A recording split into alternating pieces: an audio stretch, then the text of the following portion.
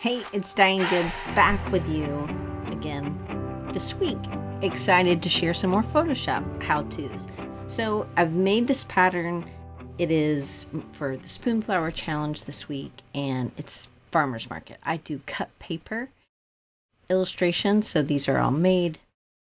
Real piece of paper. The dots I made at church yesterday, those are these little dots, and I just scan them in and clean them up. The stripes are just stripes that I made in Photoshop. All right, so this is my pattern preview, and what I'm going to tell you is how to export them. There are a couple different ways, but what I found is that sometimes it's too much for the computer, I guess, and it doesn't like to do certain things, so I've had to kind of go about it a different way. Hopefully it all works for you. I know this way works for sure. It does take a little bit longer, but I think it's better. So here's my pattern. I already have it down here in a pattern tile. And what we're going to do is we're just going to go to export. So File, Export, Export As is what we want. And I have that quick key. It's Command, Option, Shift, and W. And the first one we want to do is in this file, the big file that we made the pattern. And I work at a 12 by 12 at 600 dpi. Which means that that's a 3600 by 3600 pixel. For Spoonflower, that means it's going to be a 24-inch tile. So I just want to export this. I do want my copyright and contact information, and I want to convert to sRGB. This is all I'm going to do with this file. I'm going to hit export, find where I'm going to save it to, and I'm going to add 3600 and 24 inches because I know that that's what I'm going to need. Now, this is going to be a JPEG. And I'm now going to open that JPEG. I don't need to do the rest from here, so I can actually just close this window. And this is what it was. I mean, this was a different one, but let's just open the one I just had, which I think I was putting them all here. And here it is, the 24-inch. And now this is a 5.1 megabyte. Now, what you're wanting to make sure, and what is not happening, and if you do that from the pattern preview, from the big, huge Photoshop file, it's not repeating some of these things, left, right, up and down. It's just missing when you do it for a different scale. So this way, if I open this file that's 5 megabytes, it's really not that big of a deal. So let's do that again, Command Shift Option W, or File, Export As. And now we're going to choose 50% of that. Now, whatever you want to do, you can type 1800 or you can type 50%. Sometimes these things continue to go backwards. That's okay. I just need to make sure all my things are still repeat. They are. I'm going to hit export. When the name comes up, I just hit the right arrow key and I just now can delete 36 and go to 18, and instead of 24, it's 12, and save.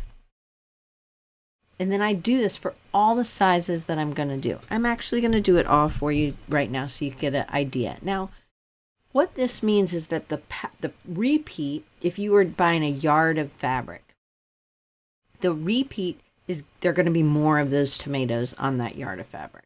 So I know that it's going to be 1350. I know that 1350 is 37.5%. My pixels have to be an even number. Okay? It has to be. Now copyright and contact is fine. So hit export. I hit the right arrow key, gets me back to this. I know this is going to be 1350, and instead of 24 inches, it is going to now be 9 inches. So it's like a medium. Again, in that tile, it would be 9 inches. A yard is 36 inches. So when you're buying fabric or you're buying wallpaper, do you want your tomatoes bigger or do you want more of the tomatoes? You know, if I was making a tie or a little bag, I wouldn't want a really big. 9 inches is too big. I need a lot smaller. So it's kind of like, how are you going to use this? Then that helps you to know how you're going to buy it. I've found that I tend to not make things small enough for me, for the way I use them. All right, so I'm not saving over this, right? This file I'm exporting, so it's exporting off of this. So I'm not actually changing this file. Now this one is going to be 6 inches. It's going to be 900 pixels. So it's at 25% of that 3600. Again, everything here is good. It's just about making the size now. So instead of 36 and 24, it is 906 inches. And I have a cheat sheet right in front of me that reminds me of what I'm doing. Now, I could stop at 3 inches. I could stop at 6 inches. It really depends on what you want. I want people to be able, if they're making bags and it's only 3 inches tall, that they have enough, that they would have a whole tile. Well, I don't have that yet. I wouldn't have this whole thing in a 3-inch tile right yet. So again, let's export again. Quick key commands are file, export as. And this time it's a little different. Now it has to be a round number. So I know that I want 450 pixels. Well, 450 pixels. Sometimes this is, you type in 450 and sometimes it works. If you do 12.44, that is actually 450. I don't know. You got to be okay with 2 pixels or just write that down. Now I'm going to export it. Now I have something that will be a 3-inch tile. I hit my right arrow key so it gets me all the way to the end. Then I can easily just delete. This is 450 and 3 inches. And I save. Now, this is where I may be pushing it too far. But I am going to do this mainly for me. Because I want, what if this whole tile is in a 1 inch? That would be great for a ditzy. Absolutely great. It might be a little much for a ditzy, but I'd like someone, if they wanted this, that they could have it that small. Or maybe it's for a dollhouse. Well, they need it smaller. A 1 inch, a little room in a dollhouse is much smaller. So I'm giving them those different sizes. Now, because I've worked in Photoshop, I'm working at 600 DPI. I scan at 600 DPI. I did scale down a good bit my tomatoes from the original sizes, but it's up to you. Here again, 224 is about an inch, so 6.22. We can't have 225. So this is where 6.25 gives me 224. So that's the only thing you really need to watch. It can't be an odd number or it won't work on Spoonflower. So I'm going to hit export just like always. This would be a little small for a ditzy, I think. Actually, there's too much probably going on, but I just wanted to show you. Depends on what your pattern is. So 224 and oops, didn't mean to hit tab. 224 inches, no. And this is 1 inch. Did I write? It was 3 inches. Yeah. Okay. All right. Great. The last one was 3 inches. Sometimes I, for some reason, write 4 inches, but it's not. All right. So now the only other thing that I do is I have a file that I can use on my website that shows it repeating. This is just the tie. I have a 5-inch by 5-inch at 300 DPI for a swatch sample sheet. So I've created these swatches and I have a swatch sample sheet. That is a tongue twister. Anyway, that is that I have made in InDesign, and then I upload that as a PDF so that if somebody was interested in licensing it, they could get in touch with me, and it has my info and it on mockups and things like that. So here's what I've done. I have a background that is just white. I have layer 1, which is a color. It's just a solid. It doesn't matter. You're going to be filling over it. And then from this, I went down to, I think it was effects. Is that what I did? Yeah, pattern overlay. And so then this layer pops up. Maybe I can show you. Let's see. All right, so I go to FX. It's really effects, right? And you go to pattern overlay, and it's just picking whatever pattern you have up, right? And I actually don't want it angled. I just want it the way I designed it. This is the scale. If I was doing it at a scale, this is the scale I designed it at. Obviously, this isn't the right one. And I don't want multiply. I want normal because I want it to be what I am doing. So all my patterns are here in my pattern, and I've organized them.